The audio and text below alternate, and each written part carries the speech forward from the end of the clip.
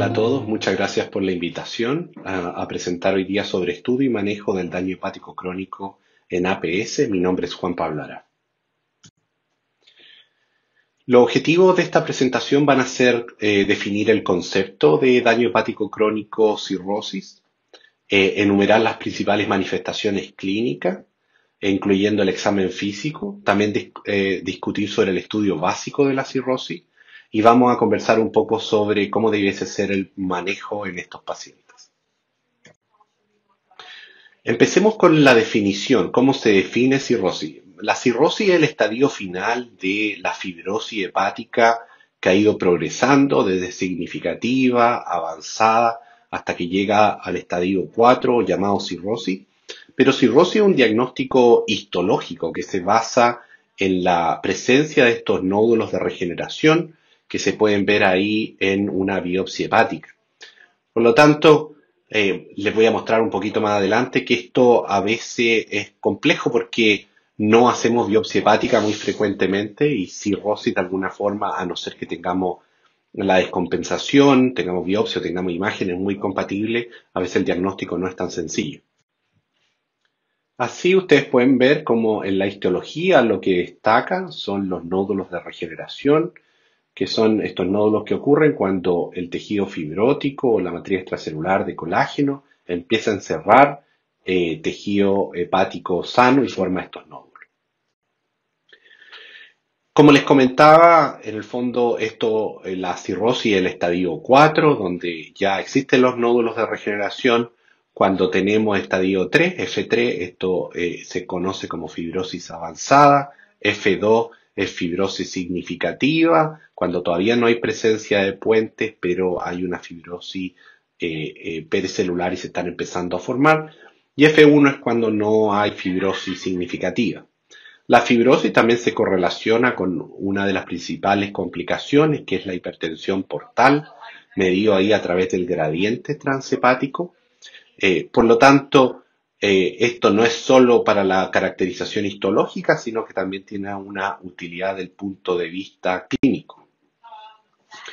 Cuando nosotros tenemos un hígado normal y empieza a haber cualquier tipo de daño, ya sea el alcohol, una infección viral o el hígado graso, enfermedades autoinmunes, va a haber un daño inflamatorio, va a haber acumulación de matriz extracelular y va a comenzar el depósito de fibrosis.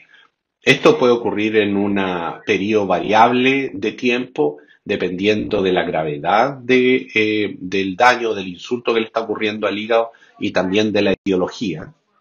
Y esto va a llevar al final a cirrosis, que se va a manifestar por un lado con hipertensión portal, pero también con disfunción o falla. Y además de la hipertensión portal y la falla hepática, una vez que se desarrollan, el outcome va a ser o que el paciente es candidato y puede acceder a trasplante, o que desarrolla otras de las complicaciones de la hipertensión portal y la disfunción hepática, incluyendo el hepatocarcinoma y la muerte.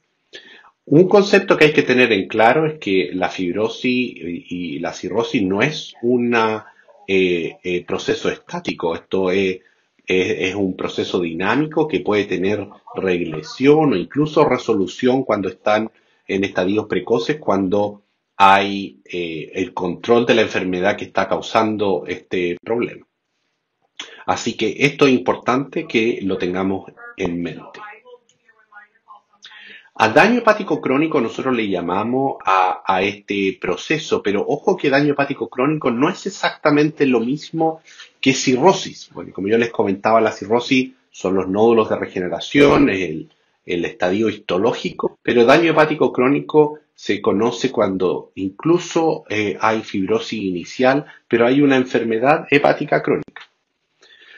Entonces nosotros vamos a tener la enfermedad hepática crónica, que puede ser cualquiera, puede desarrollar cirrosis. Esta cirrosis va a ser compensada hasta que haya algún elemento de descompensación como sangrado varicial, ascitis, encefalopatía, y esto va a llevar a los outcomes que habíamos conversado.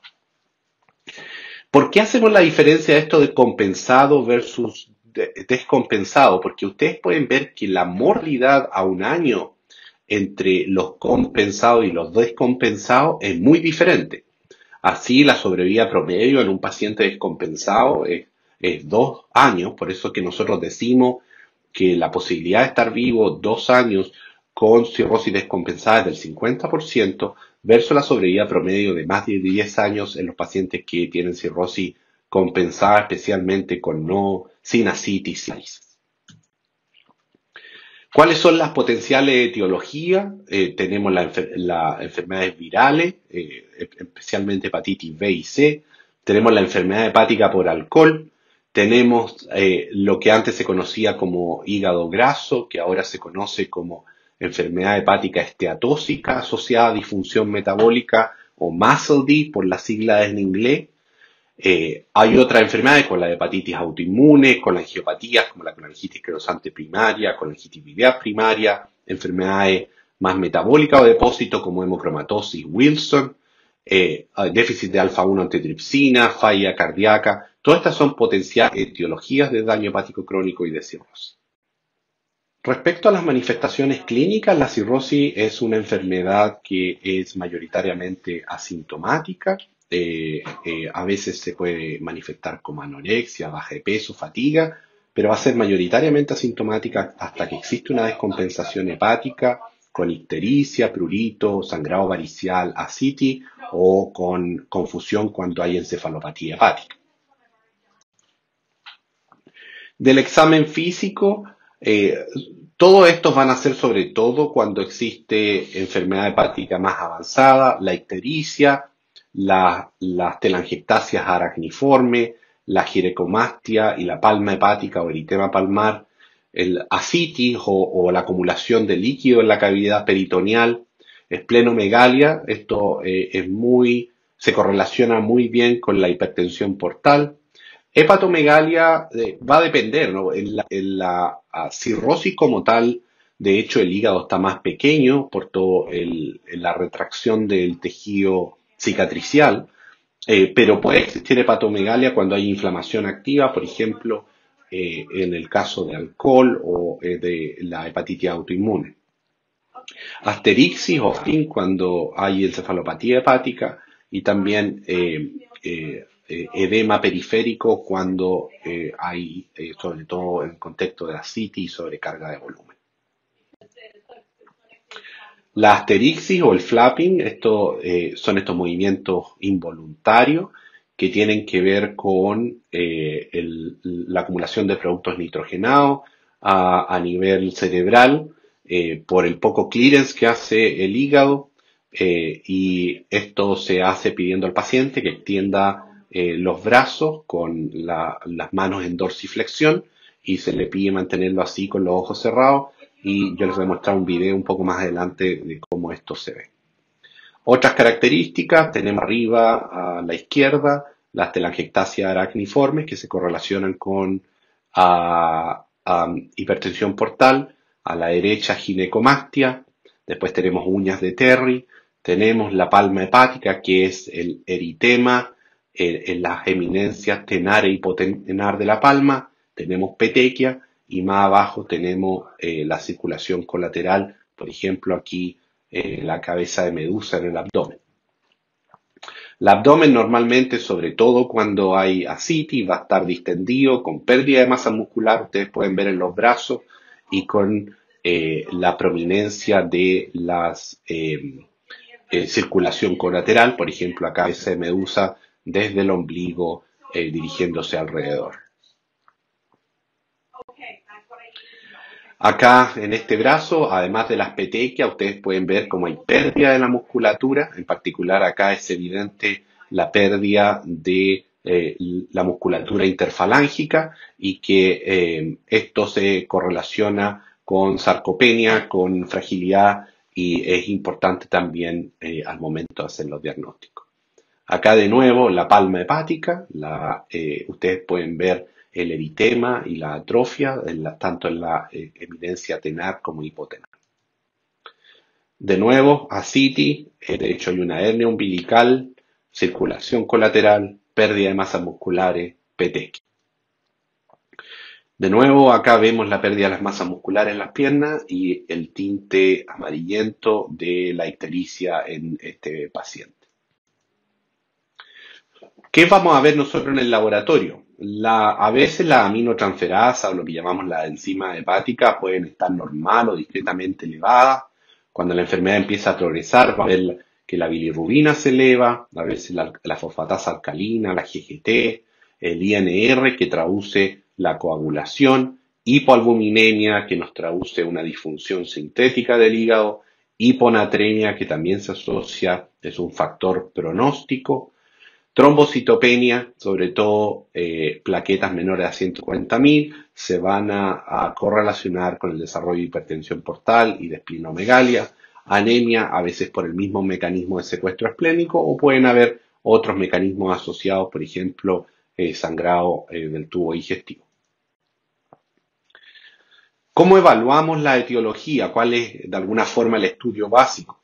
Estas, de alguna manera, son las tres más frecuentes y son lo que nosotros siempre deberíamos investigar. Para el virus de la hepatitis B, tener al menos un antígeno de superficie. Ideal si es que podemos tener también un anticore total y si es que el paciente ha sido vacunado, un antígeno de superficie. Para hepatitis C son simplemente anticuerpos antihepatitis C. Para alcohol, lo clave acá en la historia es preguntar y repreguntar. Hay biomarcadores, hay alcohol en sangre, que no es muy bueno. Algo que nos permite orientarnos es cuando en la razón entre la GOT y la GPT es mayor de 2. Eso orienta muchas veces al consumo de alcohol, lo mismo que una GGT elevada. ¿Qué pasa con el MASH, el antiguo NASH, el antiguo hígado graso? También es a través de la historia. Ahora, como les voy a mostrar, existe diagnóstico positivo, pero es clave tener las comorbilidades, obesidad, diabetes, dislipidemia, hipertensión. Esta es la nueva nomenclatura que salió el año pasado. Ahora todo lo que nosotros conocíamos como hígado graso está bajo este paraguas que se llama la enfermedad hepática esteatóxica, que engloba el antiguo NAFLD, que ahora se conoce como MASLD, o el antiguo NASH, que ahora se conoce como MASH.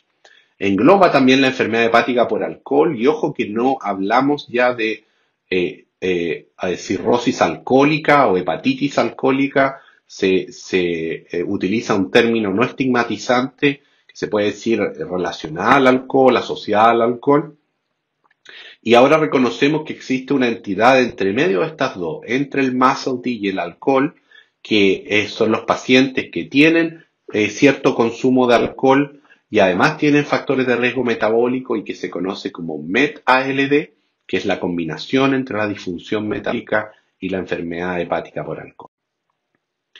El MASLD tiene criterios diagnósticos específicos que se los voy a dejar acá para que los puedan ver. Ya no se hace como un diagnóstico de exclusión de la enfermedad hepática por alcohol, sino que tiene criterios específicos que son básicamente los mismos criterios que se utilizan para definir síndrome metabólico.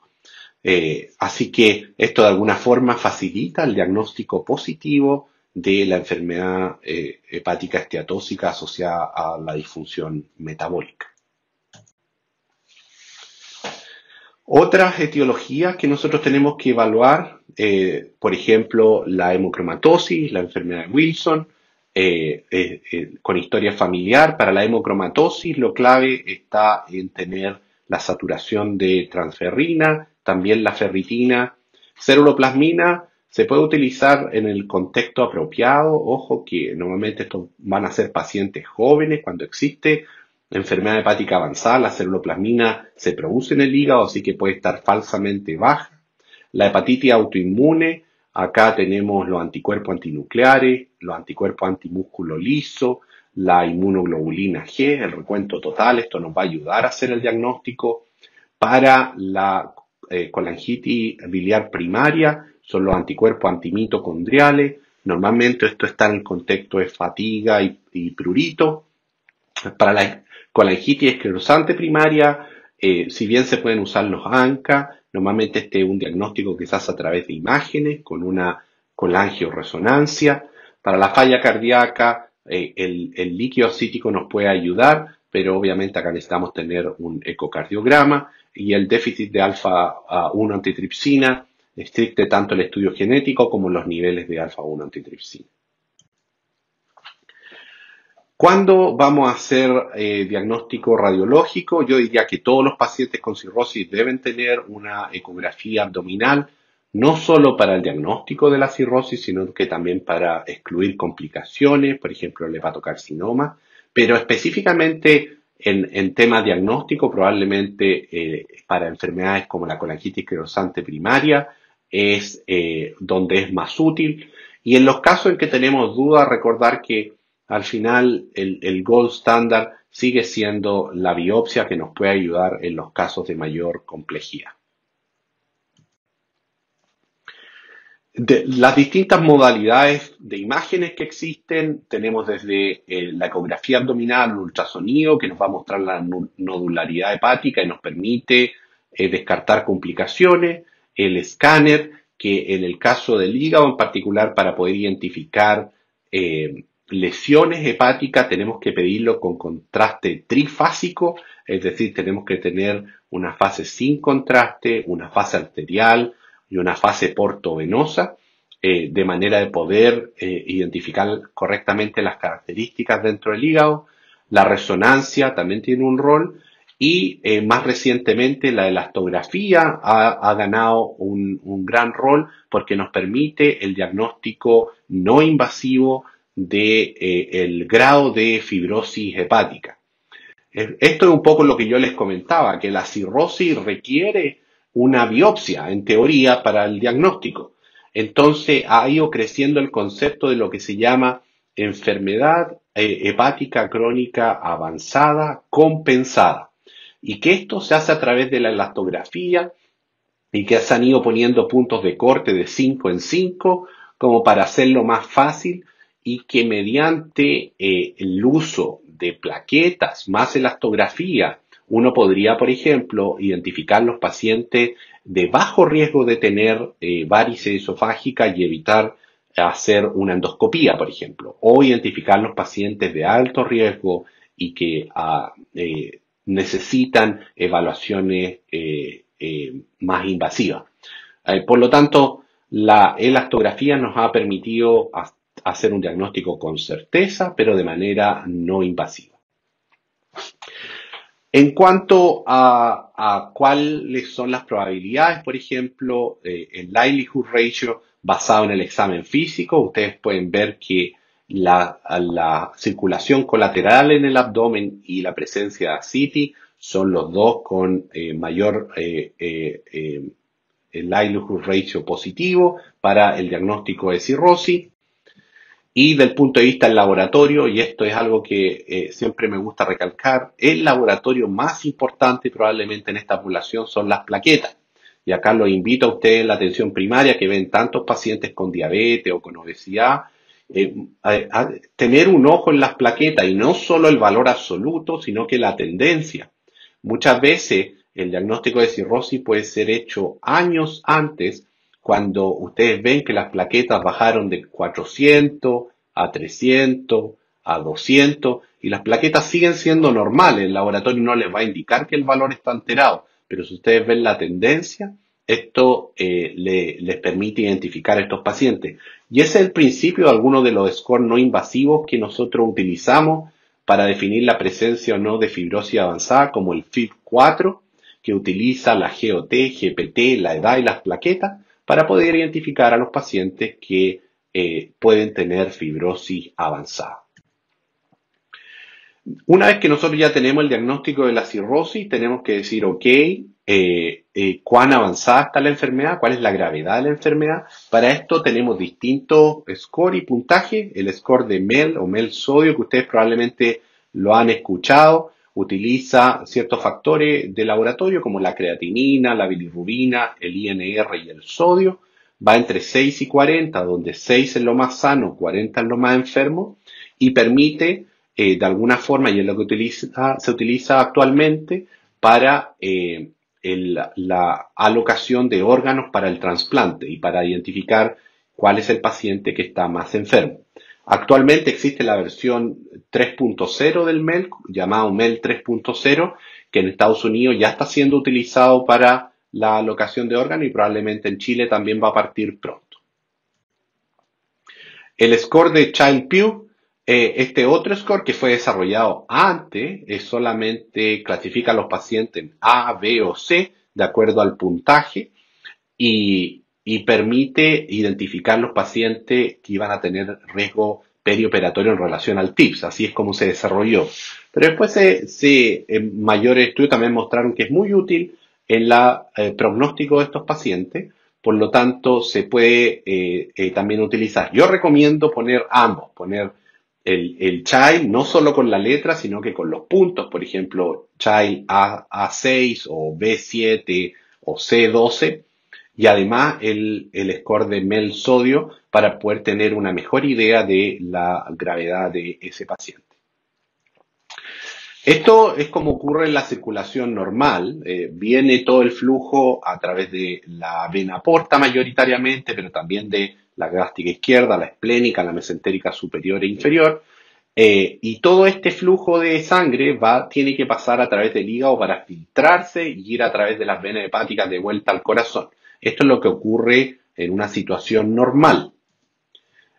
En la cirrosis, como el hígado está fibrótico, no deja pasar la sangre con facilidad, se empieza a aumentar la presión en el sistema hacia atrás y esto es lo que se conoce como hipertensión portal y que es probablemente el evento crítico hacia las descompensaciones de la cirrosis, incluyendo el desarrollo de varices, de sangrado varicial, de ascitis y de las otras complicaciones. Por lo tanto, vamos a tener complicaciones de la cirrosis que están relacionadas a la hipertensión portal, como el sangrado varicial y la ascitis. En relación a la ascitis, la infección de ese líquido, que es la peritonitis bacteriana espontánea, y también el síndrome hepatorrenal. Y tenemos complicaciones derivadas de la disfunción hepática, como la encefalopatía y la ictericia. Y como yo les contaba, esto es un proceso, es un espectro que va ocurriendo desde que la cirrosis está compensada, y no hay varices, no hay ascitis, la gradiente de presión intrahepática es menor a 10, hasta que después se desarrolla la primera descompensación y esto es el evento clave que nos tiene que a nosotros alertar de, sobre todo, derivar a estos pacientes para trasplante porque la mortalidad aumenta significativamente en el corto plazo. ¿Cuáles son las complicaciones de la cirrosis? Ya comentamos, las más frecuentes, ya se las dije, pero no olvidar otras que son más infrecuentes, como por ejemplo la degeneración hepatolenticular, que se manifiesta normalmente como parkinsonismo, la hipertensión portopulmonar o el síndrome hepatopulmonar, el desarrollo de hepatocarcinoma, que es muy relevante. Así que cuando hay cualquiera de estas complicaciones, a ustedes desde la atención primaria siempre pensar en derivar para trasplante.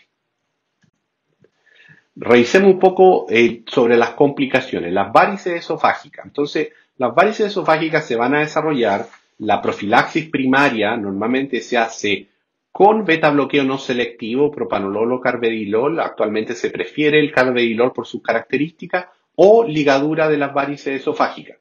Si el paciente ya sangró, ojo que tienen que ser ambas. Hay que hacer beta bloqueo más ligadura siempre y cuando el paciente lo tolere. El propanolol hay que titularlo para llegar a una frecuencia cardíaca entre 50 y 55. El carvedilol no se titula de esa manera, no se guía por frecuencia cardíaca, sino que uno aumenta la dosis, idealmente hasta 12,5 miligramos al día de carvedilol, siempre y cuando la presión sistólica, presión arterial sistólica, no sea menor de 90 milímetros de mercurio. Una alternativa, a veces cuando existe varices que son difíciles de controlar, es el TIPS y hacer un puente, un shunt entre la circulación portal y la circulación sistémica. La citis, ¿qué es lo que ocurre con la citis? Nosotros sabemos que el manejo va a ser con dieta hiposódica, 2 gramos de sodio al día, el usar diurético, espironolactona y furosemida con una razón de 40 de furosemida por cada 100 de espironolactona, y el objetivo de baja de peso es de 500 miligramos, o sea, medio kilo cuando no haya ascitis, 1 kilo cuando haya ascitis. Recuerden siempre mirar la función renal y los electrolitos. Y recordar que cuando uno hace paracentesis en estos pacientes, no solo remueve el líquido, acítico, sino que también remueve proteína y eso lleva a sarcopenia. Eh, Así que conversamos un poco. Otras cosas importantes acá son evitar los antiinflamatorios no esteroidales que pueden generar problemas en este sentido. Y de nuevo, cuando hay ascitis refractaria, además de la paracentesis terapéutica, otra alternativa es el TIPS. Siempre muy importante, cada vez que hagamos una paracentesis diagnóstica, hay que mandar no solo para evaluar si es que el paciente tiene o no tiene una peritonitis bacteriana espontánea con el recuento de neutrófilos, sino que también idealmente mandar al mismo tiempo albúmina en el suero y albúmina y proteína en un líquido acítico, porque nos van a poder permitir identificar si la CITI se deriva o no de la hipertensión portal y orientarnos respecto a algunas de las etiologías. Por ejemplo, cuando existe un líquido acítico con alto en proteínas, por ejemplo, más de 2,5 gramos por litro, nosotros deberíamos pensar que esto está asociado a falla cardíaca, por ejemplo. Las complicaciones de la peritonitis, de la citis, puede ser la peritonitis bacteriana espontánea. Si es que existe ascitis con enfermedad hepática avanzada, basada en el chyle, en la bilirrubina, o bajas proteínas en el líquido acítico, nosotros tenemos que dejar profilaxis primaria, que se puede hacer con quinolonas, por ejemplo, ciprofloxacino o cotrimoxazol. La secundaria es cuando el paciente ya tuvo una PBE previa y hay que recordar acá que el tratamiento se mantiene mientras el paciente tenga ascitis. Y recordar que cuando hay un episodio agudo de peritonitis bacteriana espontánea se debe agregar albúmina para la prevención del síndrome hepatorrenal. Así, la peritonitis bacteriana espontánea se produce frecuentemente por traslocación bacteriana. Los gérmenes más frecuentes son gérmenes del tubo digestivo, como la Escherichia coli o la Klebsiella. Uno tiene que descartar otras causas. El tratamiento, como les comentaba, se hace con cefalosporinas de tercera generación o fluoroquinolona. Y el diagnóstico está basado en el líquido acítico, en una paracentesis que va a tener un recuento de polimorfos nucleares neutrófilos mayores a 250 células o cultivo positivo. El cultivo no es positivo muy frecuentemente porque el líquido acítico es difícil de cultivar. La encefalopatía. Acá en este video ustedes pueden ver cómo ocurre el flapping o la asterixis en este paciente que se solicita mantener los brazos extendidos y las manos en dorsiflexión. Entonces, se clasifica de acuerdo a la clasificación de Westhaven, que va de 1 a 4, de acuerdo a si va desde una encefalopatía hepática que es mínima hasta el paciente que está en coma. Ojo en restringir las proteínas, porque solo nos va a llevar a peores outcomes. Lo que uno tiene que hacer es manejar la encefalopatía, pero no restringir proteínas. ¿Cómo se maneja? Con lactulosa o polietilenglicol, rifaximirina en segunda línea, zinc también ha sido propuesto, sobre todo en pacientes que tienen malnutrición. Esto afecta muy importantemente la calidad de vida, por lo tanto es algo que nosotros tenemos que estar muy atentos a tratar de manejar precozmente. Y otro mensaje importante es que el medir amonio sérico en estos pacientes no es útil. El único setting donde es útil es cuando tenemos falla hepática aguda, así que en pacientes cirróticos no les midan el amonio, no nos sirve para ni el diagnóstico ni el seguimiento. El diagnóstico es clínico y el seguimiento también. La rifaximina, esta es la dosis de los estudios en Estados Unidos. En Chile tenemos de 200 miligramos, por lo tanto la dosis usual son 400 miligramos 3 veces al día. El hepatocarcinoma, la clave está en la pesquisa precoz. Cuando los hepatocarcinomas son pequeños, se pueden hacer muchas intervenciones y ayudar.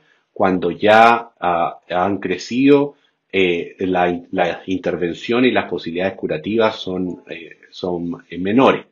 ¿Cómo se hace el screening? Recordar que todo cirrótico tiene que tener una ecografía abdominal o hepática, más o menos alfa-fetoproteína cada 6 meses. Esta es la única manera de lograr pesquisar precozmente el hepatocarcinoma. El tratamiento es multidisciplinario y depende en la extensión del tumor y la función hepática. Otra complicación que normalmente nos olvidamos, pero es una de las más frecuentes, es la malnutrición en estos pacientes. Entre el 60 y el 90% de los pacientes con cirrosis va a tener malnutrición, 40% de los pacientes va a tener sarcopenia importante, por lo tanto tenemos que siempre recordar y tratar esto. Y la malnutrición o la sarcopenia es peor mientras más avanzada está la enfermedad hepática. Por ejemplo, ustedes lo pueden ver acá basado en la clasificación de Chai. Por lo tanto, siempre asumir que nuestros pacientes cirróticos tienen cierto grado de malnutrición y tratar de intervenir. Además, preguntarle a los pacientes qué es lo que a ellos les importa más. Los pacientes con cirrosis en general reportan tener una mala calidad de vida. Y la mala calidad de vida muchas veces tiene que ver con estas complicaciones que nosotros conversamos, pero a veces también tiene que ver con otras complicaciones. Por ejemplo, en esta encuesta, las preocupaciones más frecuentes de los pacientes eran los calambres, las caídas y problemas con el sueño o insomnio. Los calambres tienen mucho que ver con la pérdida de masa muscular en estos pacientes, pero además del ejercicio, lo que ha mostrado ser efectivo, por ejemplo, es el uso de taurina, que se encuentra disponible y que se puede utilizar para las caídas de nuevo, el desarrollo de estabilidad y de masa muscular, y problemas con el sueño. Normalmente el primer paso es asegurarse de que no hay encefalopatía, y el uso de melatonina se ha mostrado ser seguro y efectivo en esta población. Yo les comentaba sobre la importancia de la nutrición y de no restringir las proteínas. Es importante, por ejemplo, que la nutrición tenga al menos 1 hasta 1,5 gramos por kilogramos de proteína y que sea de más de 30 kilocalorías por kilo por día. Tratar de privilegiar los alimentos que son más bien bajos en hidratos de carbono, pero altos en proteína. Por ejemplo, estos yogur que son altos en proteínas son una buena oportunidad de... Algo muy importante es que los hígados de los pacientes con cirrosis producen menos energía cuando están durmiendo. Por lo tanto, los pacientes con cirrosis tienden a desarrollar hipoglicemia durante la noche y después hiperglicemia de rebote en la mañana. Es por esto que hay que evitar el ayuno prolongado en los pacientes con cirrosis y es donde una alternativa ahí ha sido el uso de colación nocturna. En la mañana. Una forma de combatir esto y de evitar la pérdida de masa muscular es darle una colación nocturna. Es decir, si el paciente se va a dormir, inmediatamente antes de dormir o 1 hora antes de dormir, debería tener una colación que debiese tener idealmente alta en proteína, unos 20 gramos de proteína, por ejemplo, estos soportes nutricionales o un yogur rico en proteína o una barra de proteína, y que tenga unos 50 gramos de carbohidratos. Esto le permite mantener en la noche los niveles de glucosa, no hacer hipoglicemia y no hacer hiperglicemia de rebote. Pensar en trasplante, y la indicación de trasplante es precoz. La indicación de trasplante es cuando el MEL es 15 o más o desarrolló cualquiera de las complicaciones de la cirrosis que yo les comentaba. Así que no esperen hasta que el paciente esté con cirrosis muy avanzada para derivar para trasplante. Piénsenlo precozmente. Si el paciente ya tiene un MEL de 15, ya tiene indicación de ser evaluado para trasplante. Y en los pacientes en que el trasplante no es una alternativa por distintos motivos, piensen que esto es una enfermedad que va a tener una gran carga de síntomas. Por lo tanto, involucrar a los cuidados paliativos de acuerdo a los recursos que tengan localmente también es una intervención que va a mejorar la calidad de vida en estos pacientes. Algo también que no hay que olvidar es que frecuentemente estos pacientes, sobre todo los pacientes con enfermedad hepática por alcohol, van a tener dos enfermedades. Una es la enfermedad hepática, de la enfermedad hepática por alcohol, y en segundo lugar el trastorno por consumo de alcohol, que es una enfermedad psiquiátrica. Entonces, acuérdense de evaluar y tratar ambas, la enfermedad hepática por alcohol y el trastorno por consumo de alcohol. Así que, a modo de resumen, respecto al diagnóstico, recuerden que hay que hacer historia y examen físico, que muchas de las cosas son tardías, sobre todo en el laboratorio, que debemos tener una ecografía abdominal para todo en el diagnóstico, que la elastografía hepática ha ido ganando espacio en el diagnóstico no invasivo, que respecto a la etiología, las dos causas más comunes son tanto la enfermedad hepática esteatóxica asociada a disfunción metabólica o el antiguo NASH, ahora MASH, y la enfermedad hepática por alcohol, que tenemos que, de acuerdo a la historia y a nuestra sospecha clínica, orientar el diagnóstico.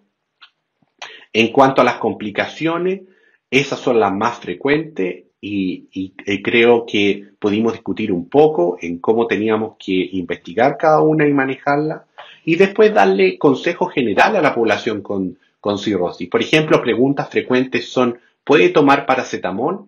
El paracetamol es seguro hasta 1,5, 2 gramos al día en pacientes con cirrosis. Lo preferimos incluso sobre los antiinflamatorios no esteroidales. Preferimos que los pacientes eviten los antiinflamatorios no esteroidales por el potencial complicación renal y gatillo de ascitis y síndrome hepatorrenal. Recomendar a todos los pacientes, tengan o no tengan enfermedad hepática por alcohol, el abstenerse de alcohol y de otras drogas. Conversamos sobre la importancia de la nutrición, el asegurar la ingesta proteica y la restricción de sodio. Asegurarse de que los pacientes siguen las indicaciones en cuanto al uso de los medicamentos, sobre todo con los diuréticos y la lactulosa. Y otra cosa que es importante son las vacunas, porque los pacientes ya tienen una enfermedad hepática, no queremos agregar encima otro daño sobre el hígado, entonces vacunar contra hepatitis A o B si es que no la tienen, la inmunización anual contra la influenza y ahora probablemente el COVID y también la inmunización contra neumococo. Muchas gracias por su atención.